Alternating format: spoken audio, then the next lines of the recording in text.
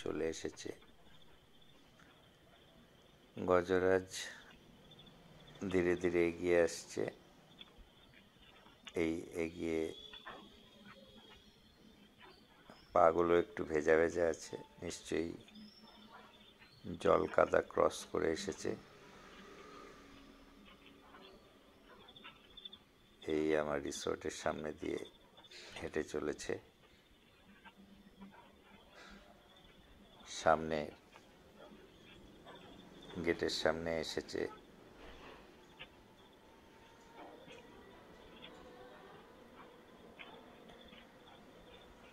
এই গেটের সামনে এসে একটু বরাবরই দাঁড়িয়ে থাকে।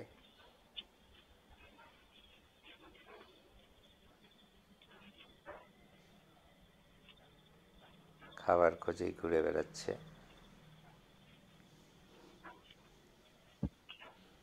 ওই পাশে অম্বুজার ওখান থেকে কেউ টর্চ মেরেছে গজরাজকে।